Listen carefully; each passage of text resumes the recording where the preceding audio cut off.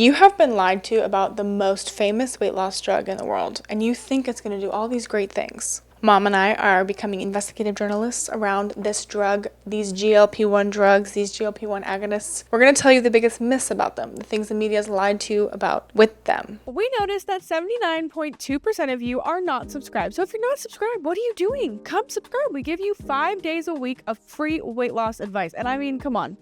It's a pretty cool vibe over here. So I'd love it if you'd come join. We really appreciate all of your support. So please don't forget to subscribe. These are the Ozempic myths you have been lied to about. Number 1, Ozempic is a cure. It's the cure to your metabolic disorder, or it's the cure to your obesity disorder.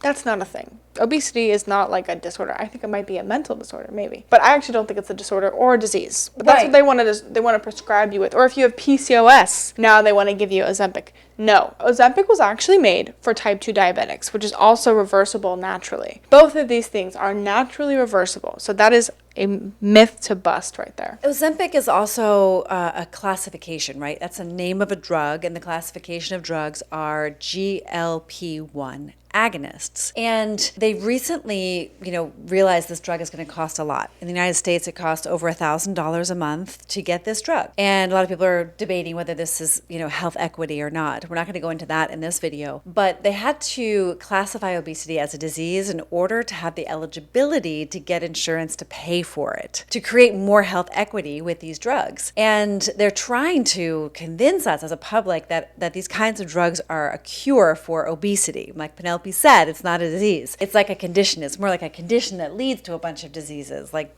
diabetes is a disease. But Ozempic is definitely not a cure because it's not going to solve the root problem. It's not going to rehabilitate your cellular health. In fact, it causes a whole host of other problems. And that's our second point. It doesn't heal your metabolism. The second myth that we're going to bust today is that Ozempic cures your metabolism. Ozempic does not heal your metabolism. Your metabolism is healed by honoring the cycles of the sun, by eating whole foods that are ripe in season, local and organic when possible. What heals your metabolism is deep sleep that's restorative. What heals your metabolism is moving your body every single day. These are the things that your body was designed to do that help to heal your body from the inside out. Ozempic will not do, or GLP-1 agonists will not do any of those things. The third myth is that Ozempic is safe for everyone. This is not true. There are no long-term studies on women who are pregnant and take Ozempic or GLP-1 drugs. For children, GLP-1 agonists have not been tested long-term, so we have no idea how it's going to affect their growth and development. We have no idea.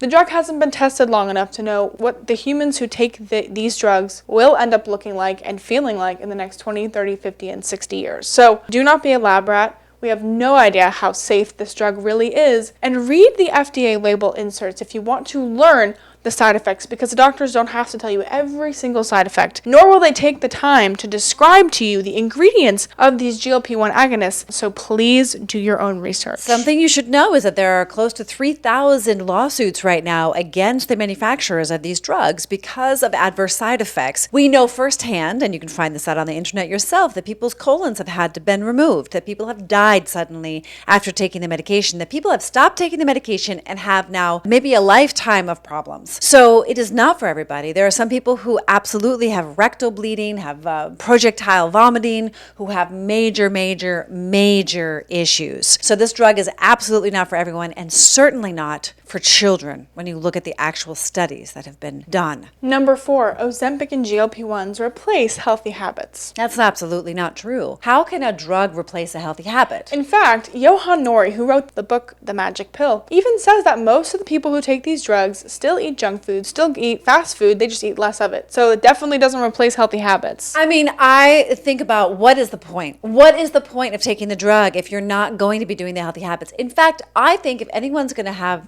bear the responsibility of prescribing this drug, that there should have to be proof that people are changing their lifestyle habits and have a plan to get off of the drug within 18 months. If they're on the drug, they should have to be able to prove it in order to get their prescription. You know what I mean? Like, I'm check it off. skeptical because this buys into point number 5, which is the myth that it's the only option. Before this existed, it was not the only option because it wasn't an option. So I say get rid of the option altogether because you do not need this drug and you have not tried everything because I was 320 pounds, and I am licensed to say, as a former 320-pound girl, that there is a way out. And yeah, it is hard, and it is challenging, and it takes time, and it takes effort, and it takes discipline. And all of the videos on our channel talk about how you can detox naturally off of flour and sugar, and you will never look back, and you will live the best life ever. And if you learn how to cook, and if you learn how to garden and do all these amazing things, you can heal your body, because your body can heal itself.